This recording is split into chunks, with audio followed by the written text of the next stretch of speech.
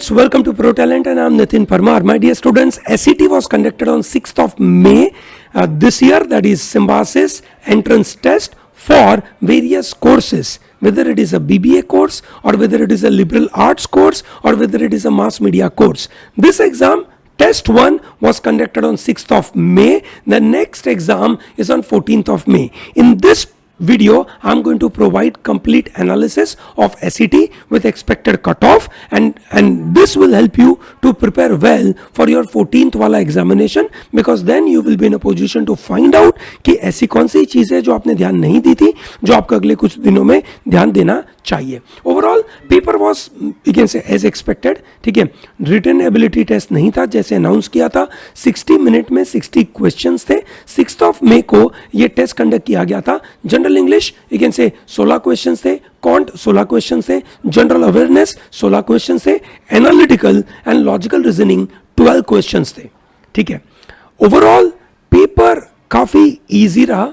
ठीक है, analytical and logical was very easy section. Unlike previous years जहाँ पे लॉजिकल रीजनिंग और एनालिटिकल काफ़ी टफ रहता था, ठीक है, इस बार काफ़ी इजी रहा. बहुत क्विकली लोगों से काम बन गया.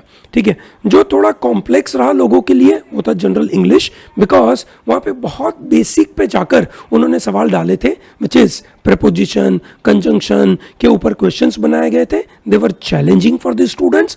For the students who were not good with their fundamentals, they found it was very difficult. For the students who we can say were comfortable with respect to those basics, they you can say reacted that it was easy, they could manage it. So primarily the people coming from humanities background, the people who have worked hard on their English during their school hours, they were getting a wonderful result out of this particular section. Quant was not very easy. Okay, Quant involved few questions which were lengthy, time consuming. Few questions were involved with you can say log related concepts. ठीक है, few questions were involved with you can say conditional probability. So that way this become reasonably challenging as well. Okay, ठीक है. So general English किसी के लिए मतलब अच्छा रहा, किसी के लिए नहीं अच्छा रहा, वैसी बात रही. Quantitative overall was tough section.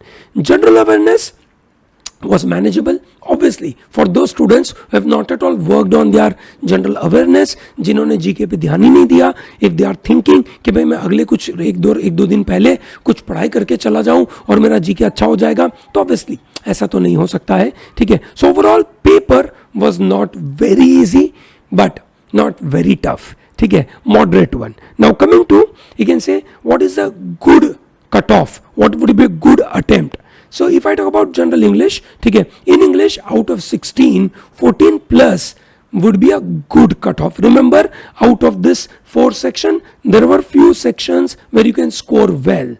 One is logical, other is general English. ठीक है, ये 2 सेक्शन ऐसे थे जहां से आपको बड़ा चंक मिलने वाला था, बड़ा स्कोर मिलने वाला था. ठीक है, तो यहाँ पे आपको ध्यान देना चाहिए था. ये सन हो तो ये 2 एरिया है.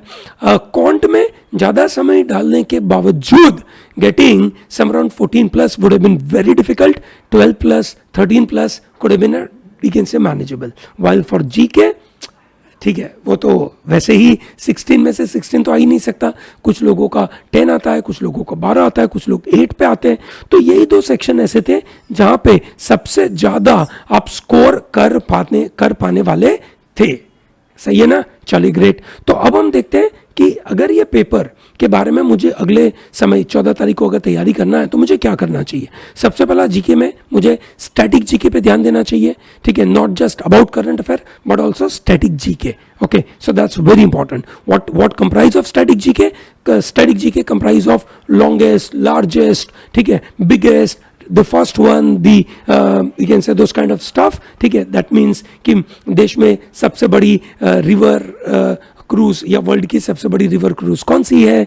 ठीक है, तो वहां से बात चालू होकर आगे बहुत सारी और चीजें क्वेश्चन बन सकते हैं. सबसे बड़ा डैम कौन सा है, सबसे हाईएस्ट माउंटेन कौन सा है, सबसे बड़ी रिवर कौन सी है. Those kind of static GK will be there. Books and authors will be definitely work on. Yes or no, you should work on that. ठीक है, logical reasoning, analytical reasoning you can just try. इस बार easy था, you never know second time क्या आएगा.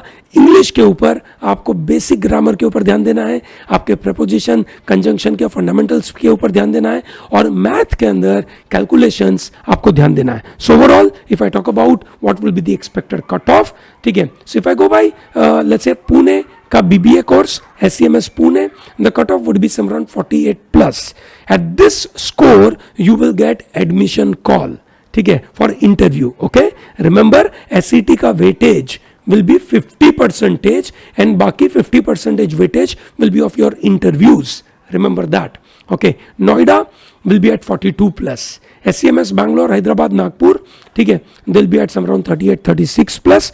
SCMC Pune, which is for mass communication, ठीक है, mass communication will be at 32 plus, ठीक है. BSc Economics will be at 35 plus, and this you can say BSc this in that is statistics which is at 32 plus, ठीक है. तो ये ध्यान रखना ज़रूरी है कि आपको अगले SET के लिए थोड़ी तैयारी बेहतर करनी चाहिए. Okay, in case you have any query और any questions, feel free and you can say comment in the comment box. I will be more than happy to respond to all your queries. Okay, thank you, all the best.